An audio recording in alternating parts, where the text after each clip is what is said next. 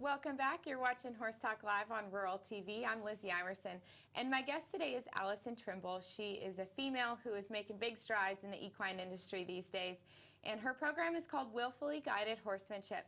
Where did Willfully Guided come from?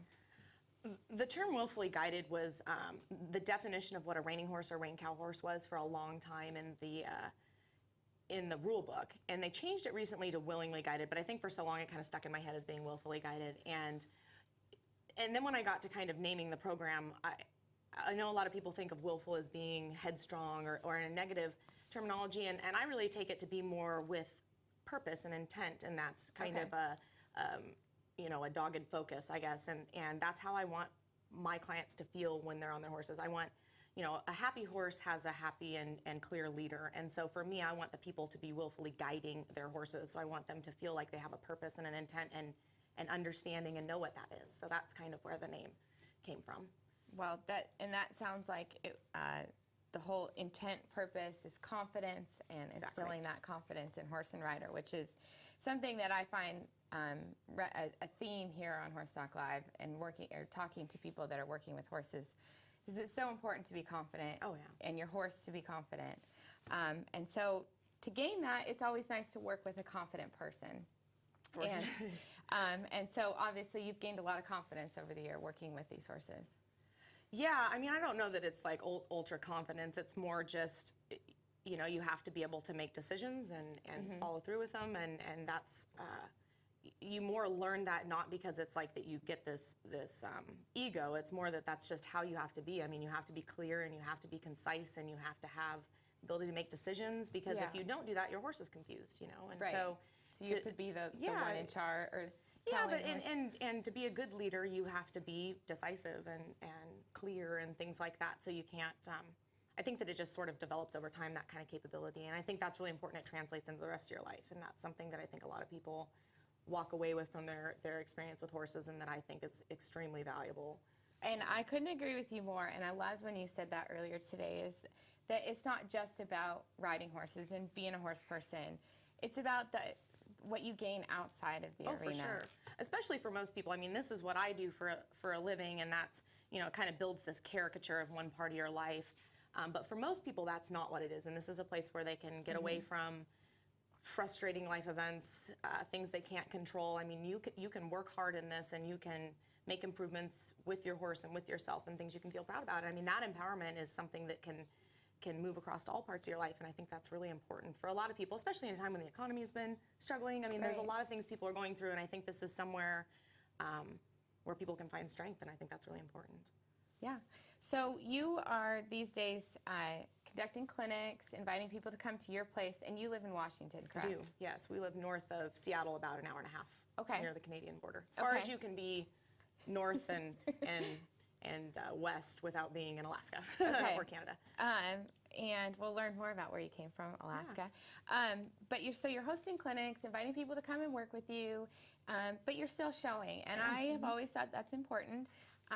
It always keeps you grounded and makes sure that, keeps you improving your craft. I mean, if you're not out actually doing what you are teaching, it's very hard to stay fresh. And I mean, that's all of it. Teaching helps you grow as for sure and improve yourself, but also being out there doing the same thing keeps you, your mind in the right place for helping other people do the same thing. So what is your competition schedule like these days? Where are you going? And I do a lot of competing in the, I showed at the NRCHA World Show this last year and took a kid there that was the reserve national champion in the youth bridle. That was exciting. And then I show in open classes mostly through the Northwest Rein Cow Horse Association. It's a large affiliate of the NRCHA, the National Rein Cow Horse Association. And so I show a lot in that, and we do a lot of local schooling shows and things that fit in. The clinic schedule's gotten a little busy, so I always make all the shows we have up there in the Northwest. And they're really, in my opinion, the level of horsemanship's very high, and it's a very competitive group of people and very enjoyable. I mean, cow horse people by nature, I think, are a very enjoyable group. I think it's a very humbling sport because you can be hero to zeros so quickly that, very rarely do you see people judging people who are out there showing. In my opinion, I think that everybody's very supportive of anyone who's willing to get out and try, and I'm always really supportive of people doing that. We come up with lots of new ideas for beginning classes and and starter level classes to bring people in and feel welcome. And that's probably one of our biggest classes, are our beginning cow horse classes. So that's really exciting. Yeah. Well, just recently you were at a show. Sunday, yeah. And we have video of it, and so we'd like to show you what Allison is doing with her current horses and the ones that she has in competition. So we have the video of her from last Sunday.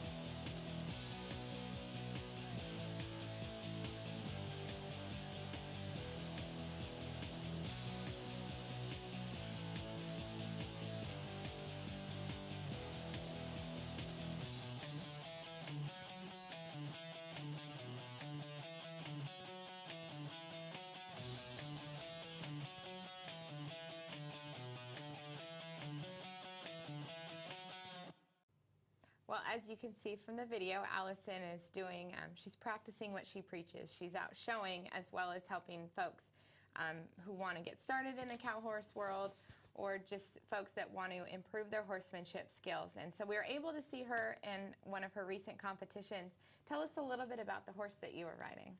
Well, that's Socks, call her Super Socks. She's my mom's horse. We bought her after her futurity year. Jim Spence was showing her, and he did the majority of the training on her. She's an 8-year-old now, and I showed her through Hackamore stuff, won her year end on her the Northwest Range Cow Horse in the Open Hackamore, and showed her as a 2-rein horse and a bridle horse, but my mom owns her, and so she enjoys watching her go and show. And that is a really talented little mare. You know, Spence did a great job training her. She had a little bit of trouble in her dry work and some spots that weren't, you know, she's a really intense little horse. She's by Tangy's Classy Peppy and out of a Doc's Oak daughter, and just really hot, really cowy, and is kind of the epitome of a horse being all heart. I mean, she's like 13-3. Sometimes, I mean, Fenswork videos will come back and you can't see her behind the cow. Like when you have a big cow, and she doesn't. I mean, Spence said that about her, and I said about her, I mean, she just does not know she's small. I mean, like, don't tell her she doesn't know. I mean, just all heart and grit, and that's really part of what makes a good cow horse, and, you know, part of what makes be successful in life as a person too. Well, so. what is it that you look for in a horse that you were going to take on as a personal horse?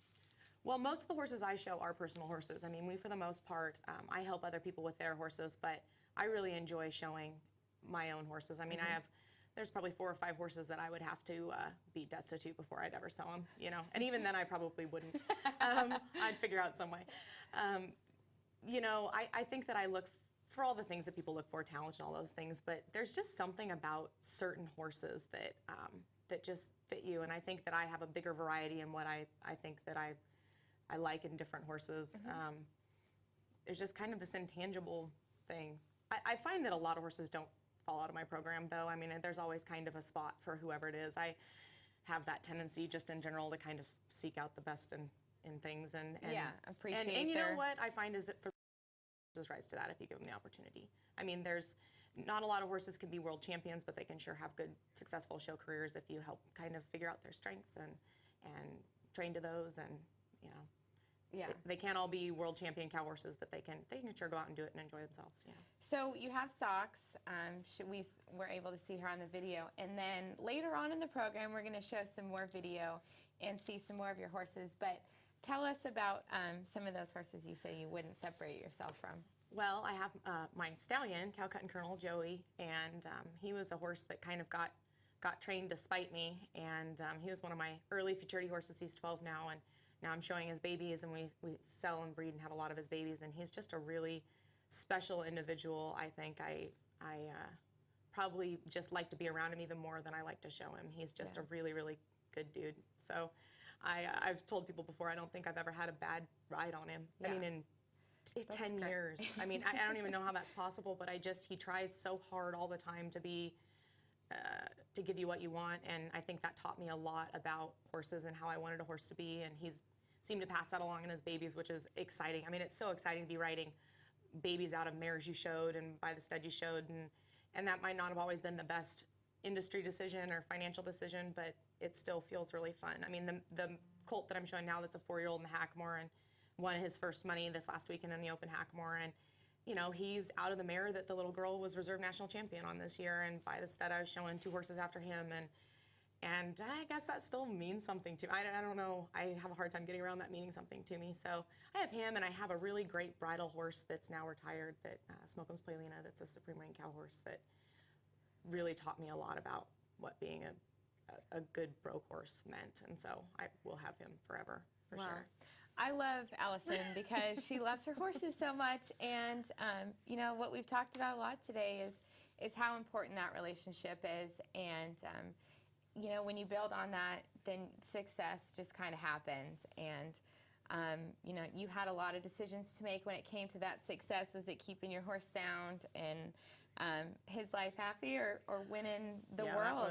That was we were talking about that story earlier, that, you know, the gelding we were talking about, I was leading the nation finally. You know, you work so hard to be good, and it's just all you can think about, you know. And I'd been in a lot of bad positions going down the fence. You know, it's fast, and it can be kind of scary and dangerous, and I didn't know any better, and he really took care of me a lot of times, and I was leading the nation one year, and he'd been kind of hit and miss sound, and they finally got an MRI up at Pilchuck in Washington, and we x-rayed him and found out I wasn't going to hurt him if I kept showing him, and I did, but he, you know, we were going down the fence, and it was really fast, and I remember thinking, wow, this is really fast, you know, too fast for his foot, and make a big turn, and the cow kind of got a dead leg and fell down over in front of him, and he, you know, came out of the turn and got over top the cow and didn't go down, and the cow's banging up underneath him and everything, and I just started crying. I love you, and I'd have won the nation that year for sure. I mean, it wouldn't have taken much. He was a good enough horse. I mean, he'd have won, and so when it came down to it, truth was he wouldn't have known if he won the nation. It would have been just about me getting there, and I just couldn't do it. So I pulled his shoes and threw him out, and then he had about a year off, and the next year he came back, and I had dropped my non-professional status, and a little girl showed him and won the year in saddle on him, and now he's a great lesson horse and a wonderful horse, and he's 17 and still weird and bronky and all those things, and I love him. Yeah. Well, that's a perfect example of showing is a big part of your of what you do, and then helping other people and getting people involved in the industry here, which is what we're always trying to do on Horse Talk Live. We're going to take a short break, but we'll be back with more and Allison Trimble learning about what she is doing in the equine industry these days. So stick around. We'll be back with more on Horse Talk Live.